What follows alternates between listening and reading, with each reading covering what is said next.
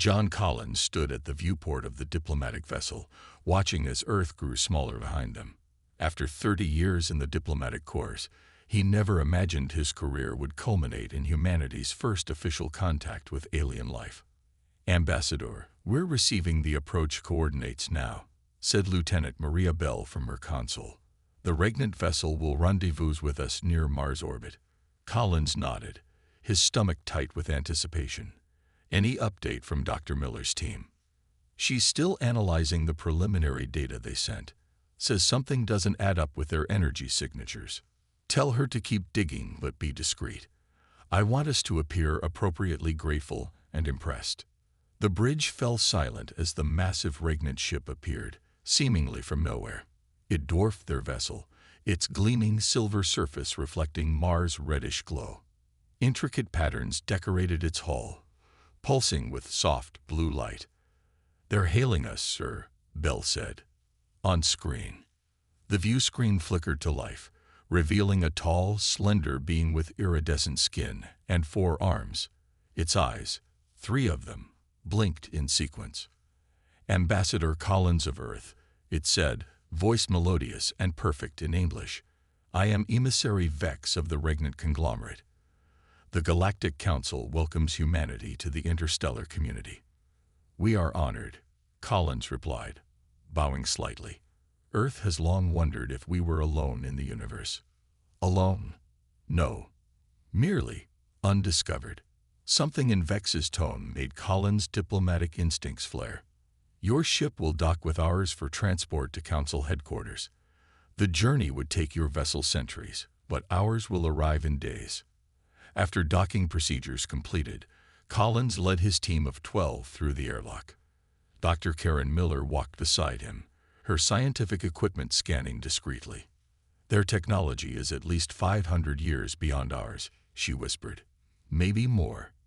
The regnant welcomed them with a feast in a vast chamber that seemed impossibly large for the ship's dimensions. 7 different alien species mingled with the regnant, all deferential to their hosts. Vex guided Collins through introductions. "These are representatives of member worlds in our sector. All have benefited tremendously from regnant guidance." Miller caught Collins' eye from across the room and tapped her wrist twice, their signal for caution. Over the next days aboard the ship, the regnant showed them wonders: holographic displays of countless worlds, medical technology that could cure any human disease, energy systems that would solve Earth's climate crisis overnight. "All this can be yours," Vex told Collins as they discussed preliminary agreements. "We ask only for trading rights and cultural exchange." That night, Collins found a message from Miller on his secure tablet. "Meet me in hydroponics. Urgent." He found her hiding behind tall purple plants, face pale. "They're lying to us," she whispered, showing him her scanner. "I've been monitoring their communications. They're using a secondary frequency they don't think we can detect. This ship isn't diplomatic. It's a scout vessel for invasion." "Are you certain?" Miller nodded. "I recorded this from their command center." She played an audio file where Vex spoke to someone in their clicking language, thankfully translated by their advanced software. "Human defenses primitive. Resources abundant. Colonization estimated 90 days after initial strike. Council protocols satisfied by formal contact before acquisition." Collins felt ice in his veins. "We need to warn Earth. It gets worse. They're blocking all our transmissions. And tomorrow they plan to take us to the Galactic Council, where we'll essentially sign over our planet."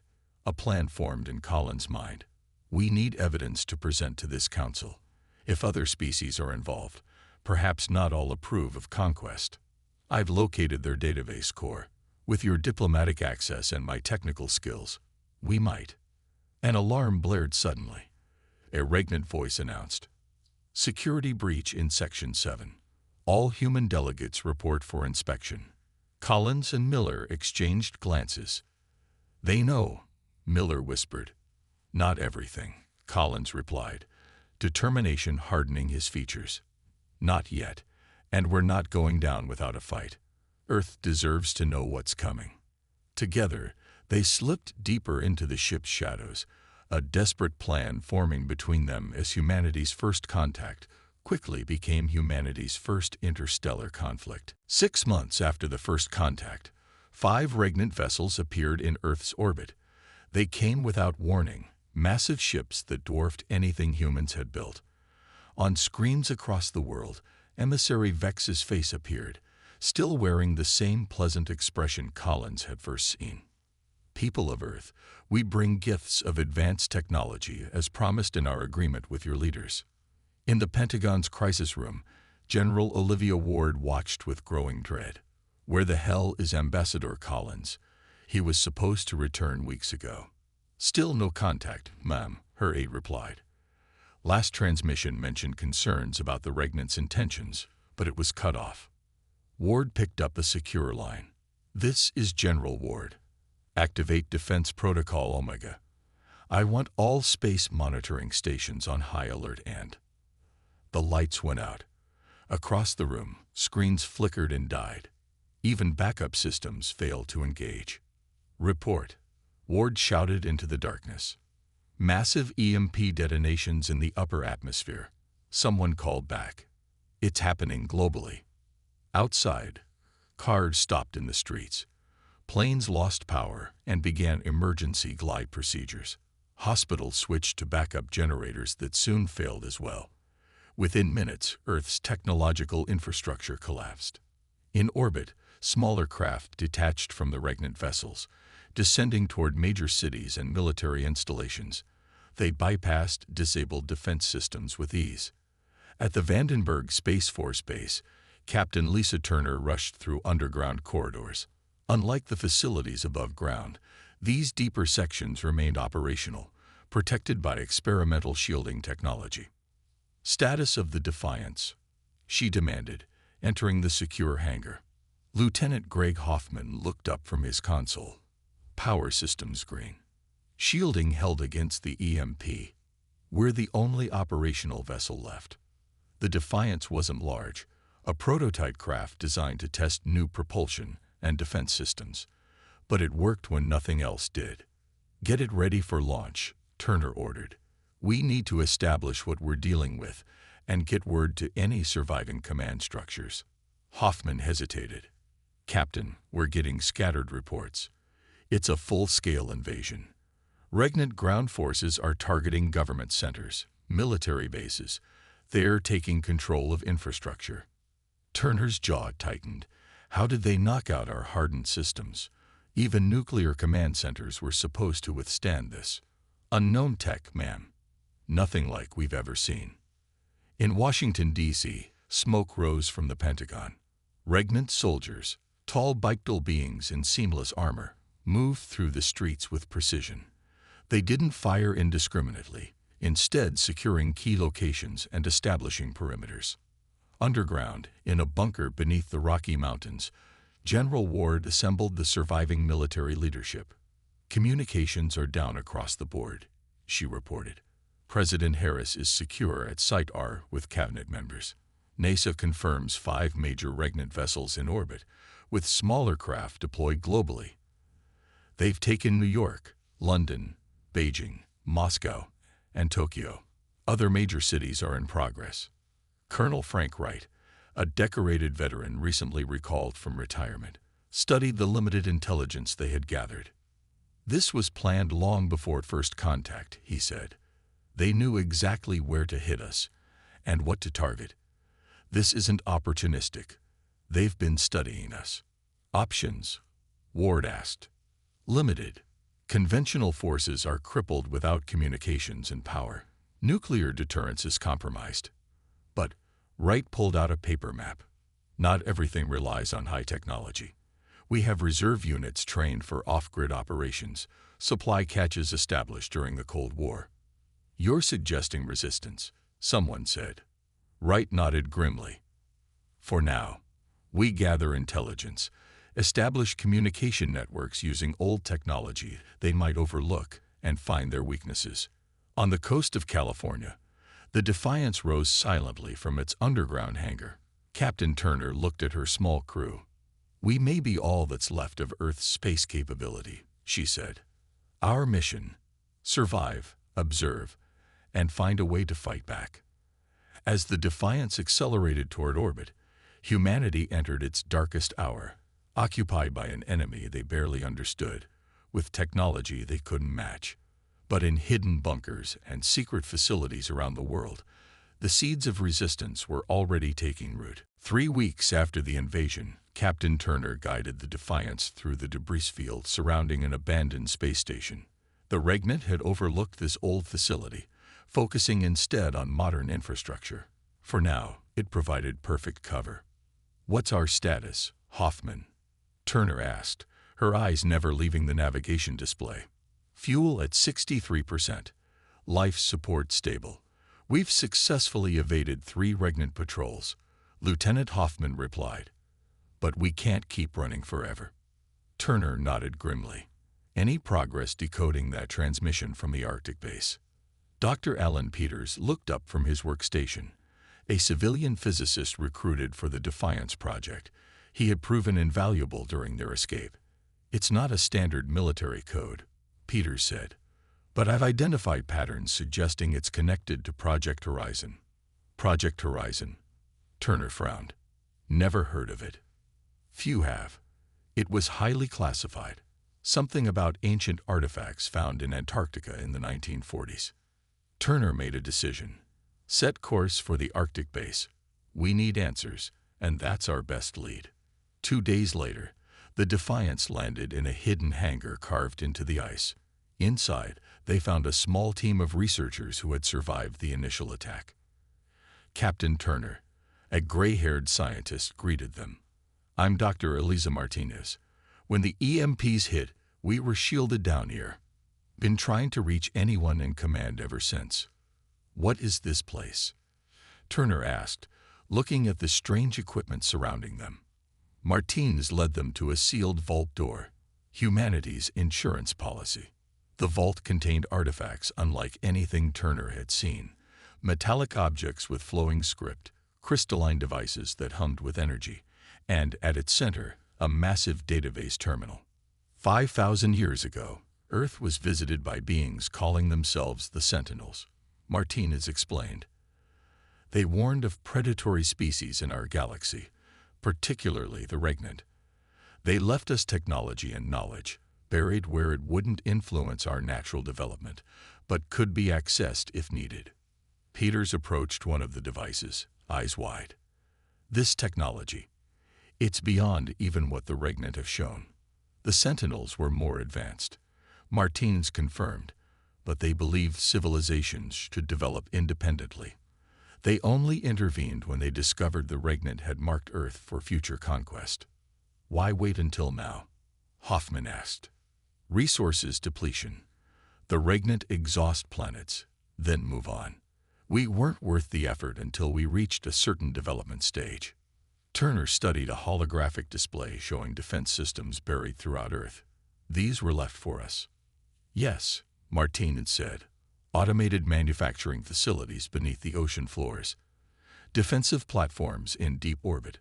All dormant until activated by the right codes." "Which you have." Martinez smiled slightly. "We've been studying these artifacts for decades. We can activate everything. We just needed a secure way to distribute commands globally." Turner looked at her ship. "The Defiance can do that." Meanwhile, on the ground, Colonel Wright's resistance had grown. Using old radio equipment and courier networks, he established contact with surviving military units worldwide. From his hidden command post in the Appalachian Mountains, Wright received a visitor, a young woman who had traveled for weeks to reach him. "Colonel Wright, I have intelligence from inside a Regnant processing center," she said, handing him a worn notebook. "I worked as a translator before the invasion. They're forcing humans to help process resources, but I noticed patterns in their logistics." Wright studied the notes. "This shows schedule vulnerabilities in their supply chains. Good work, Ms. Hart. Samantha Hart. Well, Hart, you just gave us our first real advantage." As Wright planned his first major offensive against Regnant supply lines, the Defiance prepared to activate Earth's ancient defenses. Dr. Peters worked frantically to interface their systems with the Sentinel technology. "If this works," he told Turner, "we'll have weapons capable of fighting back." "And if it doesn't?" Hoffman asked. Turner checked her sidearm. "Then we keep fighting anyway. The Regnant think they've conquered us. They're about to learn humans don't surrender easily." In orbit, dormant satellites began powering up, their existence unknown to the Regnant fleet that had claimed Earth's skies. Humanity's counterattack was about to begin. The first sign that something had changed came when 3 Regnant supply ships exploded simultaneously in orbit. The Regnant commanders were baffled. Their sensors had detected nothing before the explosions. Unknown to them, ancient defense platforms had awakened, their stealth technology far beyond Regnant capabilities. Captain Turner watched from the Defiance's bridge as the orbital battle unfolded. "Status on the manufacturing facilities?" she asked. Dr. Peters looked up from his console, his face lit by holographic displays showing activity beneath the oceans. "All 5 primary facilities are online and producing. First batch of defensive drones will deploy in 6 hours. And the ground forces." Lieutenant Hoffman gestured to a global map. "Colonel Wright's teams have received the first shipment of Sentinel weapons. They're moving against Regnant processing centers in North America. Similar operations beginning in Europe and Asia." Turner nodded. "Let's make sure they have air support." In the mountains outside Denver, Colonel Wright led a team of 50 fighters toward a Regnant resource processing center. The facility had once been a steel mill, now converted to process Earth minerals for shipment to Regnant worlds. "Remember," Wright told his team, "aim for the joints in their armor and their communication devices. The weapons Dr. Martinez provided will penetrate their shields." Samantha Hart moved beside him, now serving as his intelligence officer. "Their shift change happens in 20 minutes. That's our window." Wright raised the Sentinel weapon. It felt almost alive in his hands, adjusting to his grip and body temperature. "Let's show them humans aren't easy prey."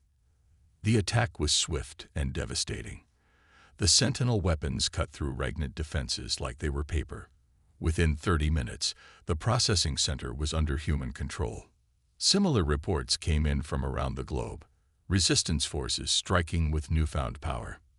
In orbit, the Defiance approached the largest Regnant command ship. Using stealth technology derived from the Sentinel database, they remained undetected. "Boarding team ready, Captain," Hoffman reported. Turner stood, checking her own Sentinel weapon.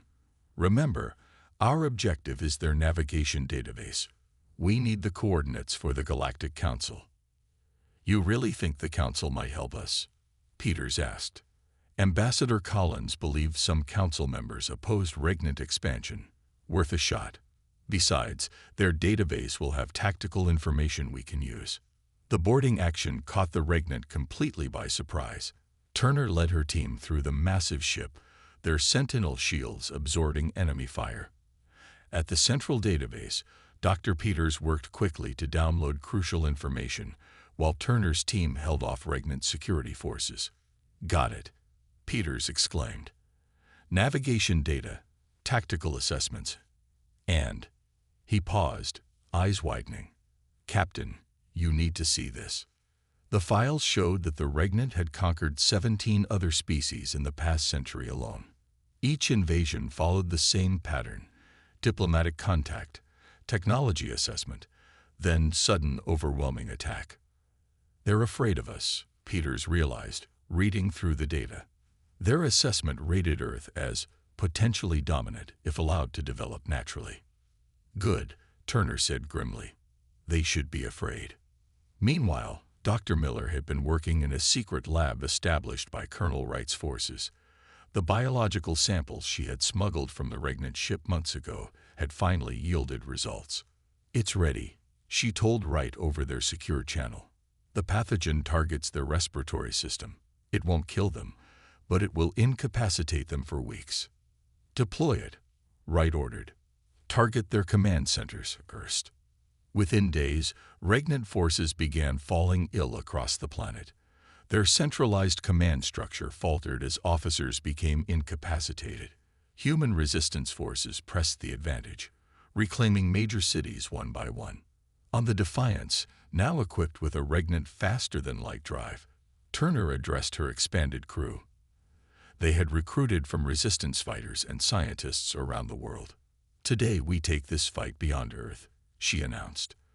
"The coordinates for the Galactic Council are locked in. We'll present evidence of regnant violations of Council law and seek allies." As the Defiance prepared to jump to faster-than-light speed, Turner looked at the blue planet below. 3 months ago, Earth had seemed defeated. Now, humanity was taking its first steps toward becoming a galactic power.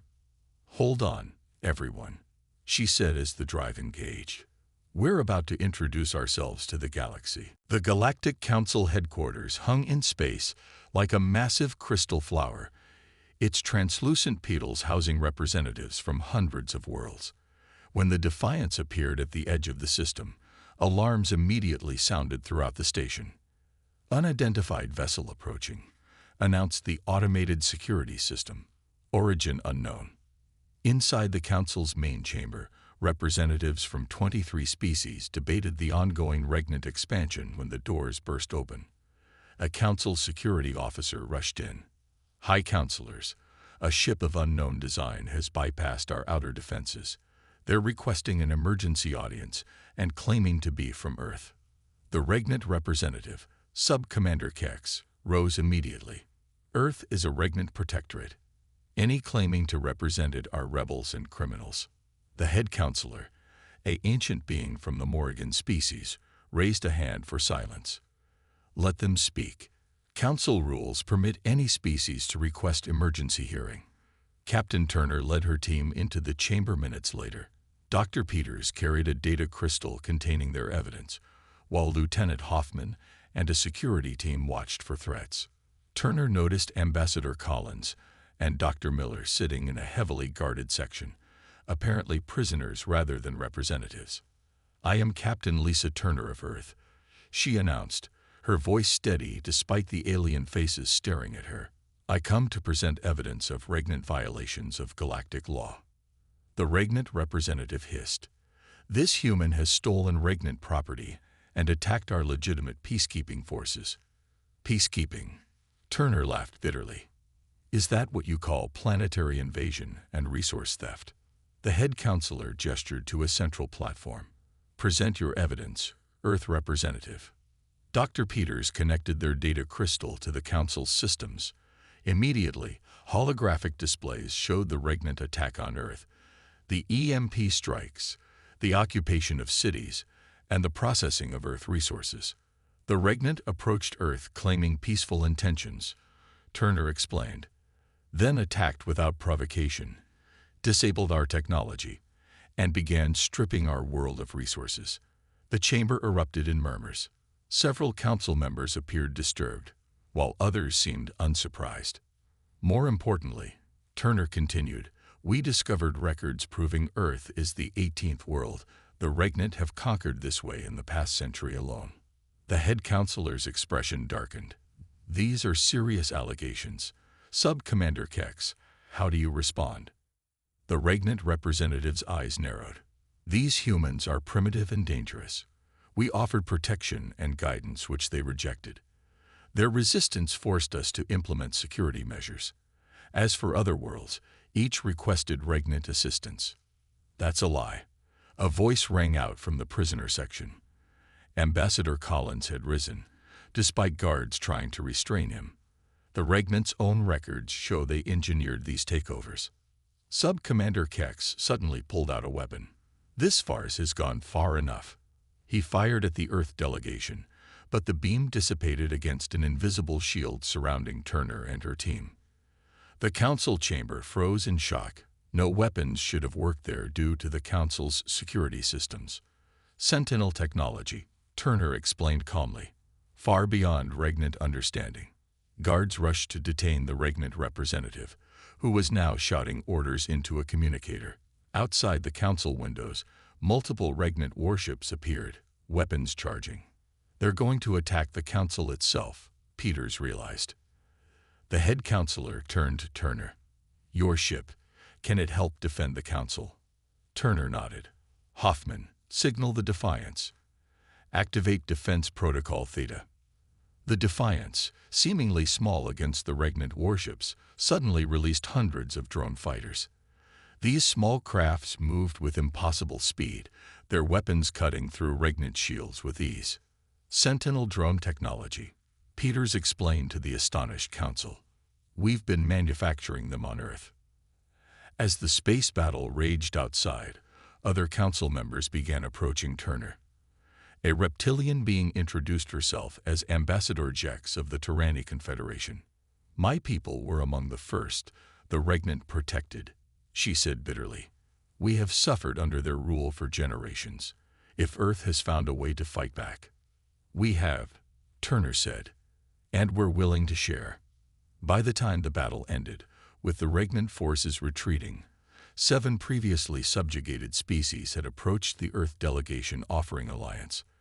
The Galactic Council was splitting into factions before their eyes, those who had benefited from regnant conquests and those who had suffered. The regnant homeworld loomed on the view screen of the Defiance, a massive planet of gleaming cities and orbital shipyards.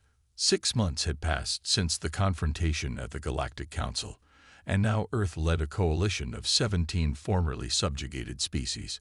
Their combined fleet of over 300 vessels had arrived at the heart of regnant territory. Final status report, Captain Turner ordered, standing at the command center of what was now Earth's flagship. All ships in position. Lieutenant Hoffman replied. Coalition forces report ready. Colonel Wright's ground teams are prepared for deployment. Dr. Peters looked up from his console. The Sentinel shield disruptors are charged and targeted at their planetary defense grid. Turner nodded and opened a channel to the entire fleet. This is Captain Turner. Today we end the Regnant's reign of terror. Remember, our goal isn't destruction but liberation, for ourselves and all other worlds under Regnant control. The Regnant Defense Fleet scrambled to meet them, hundreds of warships forming a protective barrier around their homeworld. Their High Commander's face appeared on Turner's screen. This is High Commander Vrax of the Regnant Conglomerate. Your intrusion into sovereign Regnant space is an act of war. Withdraw immediately or face annihilation. Turner smiled coldly. High Commander, we're simply returning the favor of your visit to Earth. You wanted our resources. Let's see how you value your own. She cut the transmission and gave the order. Begin the operation. Dr. Peters activated the Sentinel shield disruptors. Massive energy beams lanced out from the Coalition fleet, not targeting the regnant ships but passing between them to strike specific points on the planetary shield grid. Where the beams hit, sections of the once impenetrable planetary shield flickered and failed. Shield disruption successful, Peters reported. Ground team insertion points clear. Deploy Colonel Wright's forces, Turner ordered. Transport ships shot through the gaps in the planetary defense, carrying Earth's elite troops and their allies toward the regnant command centers.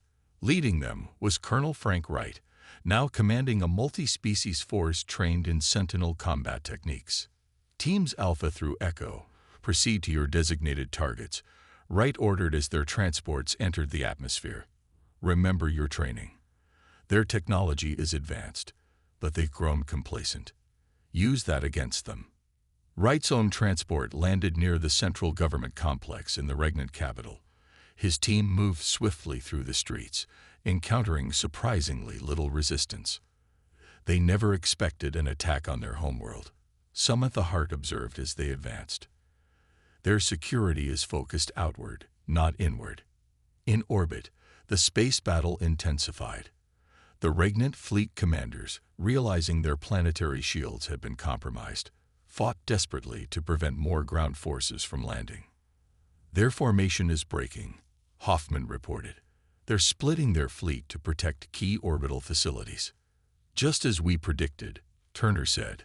Signal Phase 2. Smaller, faster ships from the Coalition fleet darted between the larger regnant vessels, deploying Dr. Miller's biological agent, the same respiratory pathogen that had helped liberate Earth, now refined for maximum effect on regnant physiology. On the planet's surface, Colonel Wright's team reached the central command bunker. Using Sentinel breaching technology, they cut through security doors designed to withstand any known weapon. Inside, they found the Regnant High Council, 12 of the most powerful Regnant leaders huddled together, many already showing symptoms of Miller's pathogen. "Your empire is finished," Wright told them, his weapon trained on the Supreme Leader. "Your fleets are scattered. Your forces on dozens of worlds are in retreat." The Supreme Leader glared at Wright with hatred. "You primitive species. You understand nothing of galactic order. The Regnant brings stability. You bring subjugation," Wright countered. "And now you'll learn what it feels like." Back in orbit, Turner received the message she'd been waiting for. Central command secured. Regnant leadership in custody. "Excellent," she replied. "Begin accessing their central archives." Dr. Peters worked with coalition scientists to hack into the Regnant's secure databases. What they found shocked even them. Records of over 300 worlds conquered over thousands of years, species extinct because they resisted too strongly, and detailed plans for dozens more invasions. "Captain," Peters called, his voice tight, "you need to see this. They have detailed files on every council species, weaknesses, resource values, projected conquest timelines." No one was safe. 1 year after the fall of the Regnant homeworld, the newly constructed Galactic Council chambers on Earth hosted representatives from over 60 formerly subjugated worlds. The massive circular hall, built with both human and alien architecture, symbolized the new era of cooperation that had replaced millennia of Regnant dominance. Ambassador John Collins stood at the central podium, looking out at the diverse gathering. Beside him stood Captain Lisa Turner, Colonel Frank Wright, Dr. Karen Miller, and Dr. Alan Peters, the team now known throughout the galaxy as Earth's Liberators. "Today marks the ratification of the new Galactic Charter," Collins announced, "a document ensuring no species may ever again dominate others through force or deception." The chamber erupted in approval, representatives using their species' unique expressions of support, from the thunderous stomping of the Caraxian delegates to the luminescent color displays of the Vesh. 1 year ago, many of us were enemies or strangers," Collins continued. "The Regnant kept us isolated, fearing what would happen if we united. They were right to be afraid." In the front row, a delegation of Regnant representatives sat under guard. No longer conquerors, they now served as representatives of a single world with the same status as those they once ruled. After the ceremony, Turner walked with Wright through the gardens surrounding the council building. Earth had changed dramatically. Alien technology had helped repair damage from the invasion, and the planet now hosted visitors from across the galaxy. "Did you ever imagine this?" Wright asked, gesturing to the alien plants integrated with Earth species in the garden. "When we were fighting from those caves in the mountains?" Turner smiled. "Not like this. I just wanted them off our planet. I never thought we'd end up remaking the galactic order." "The Coalition fleet reports are impressive," Wright said. 200 formerly Regnant worlds now self-governing, all maintaining defensive alliances. And Dr. Miller's medical exchange program is healing centuries of Regnant biological warfare. She says some species thought extinct might be recoverable.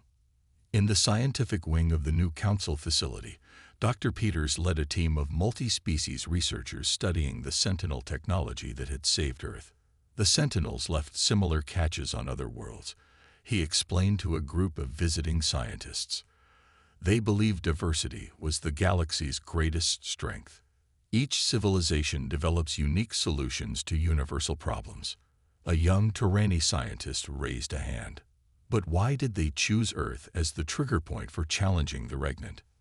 Dr. Miller, entering the room, answered, "They didn't just choose Earth.